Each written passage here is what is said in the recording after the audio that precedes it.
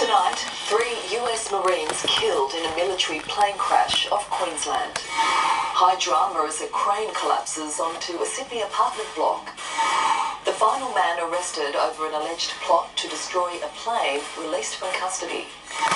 And Usain Bolt's thunder stolen in his last 100-metre race. I think he's been beaten.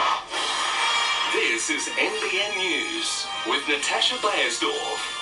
Good evening. A search mission for 3 US Marines missing off the Queensland coast has turned into a recovery operation.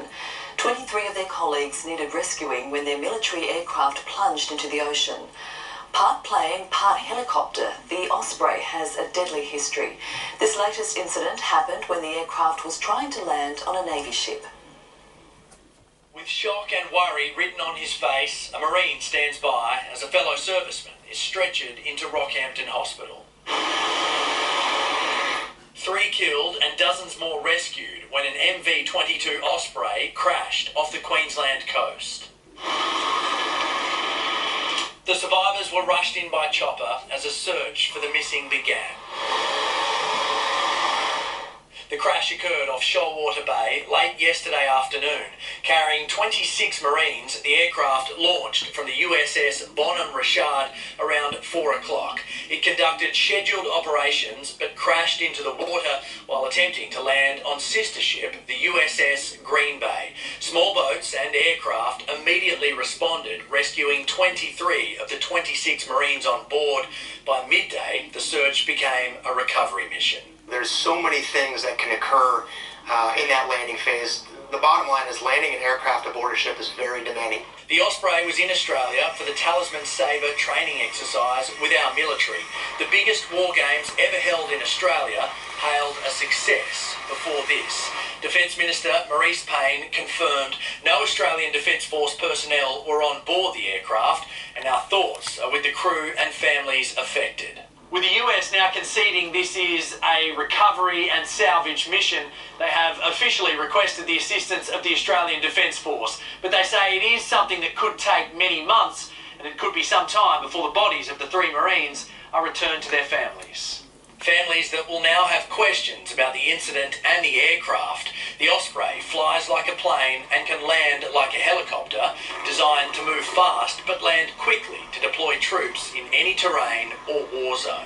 There's really nothing else in the world like it. Developed by Boeing and Bell helicopters, the MV-22 Osprey has had a checkered history. In a testing period between 1991 and 2000, Ospreys crashed 4 times, causing 30 people to die. Since launching in 2007, the aircraft has had 5 serious crashes, claiming 9 other lives. 1 soldier was killed in this training accident in Hawaii in 2015.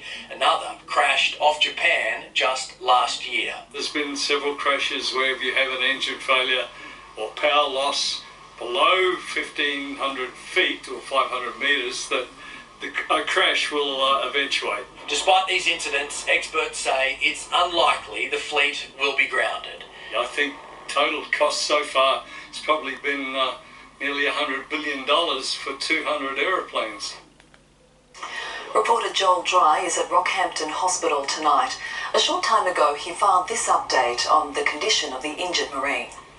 Well, the Marine who was flown here to Rockhampton last night remains in hospital recovering from a broken leg. Doctors are not yet sure how long he will remain in hospital, but what we do know is a little bit more about Australia's involvement in the recovery mission.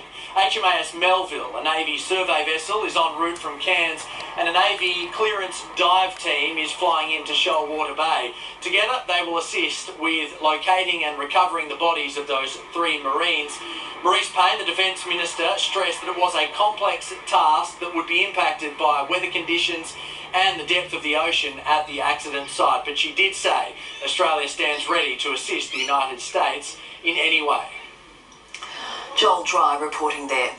Hundreds of people have been left without homes to go to after a crane collapsed onto a high-rise apartment building in Sydney.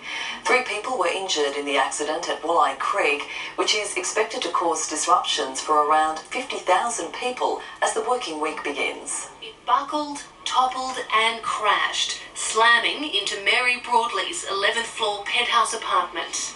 It was just so scary. Everything just shook. All the lights, all the chandeliers were shaking, and I thought the building was going to collapse. This is her new view. The impact shattered glass and cracked walls, raining debris onto the pavement below.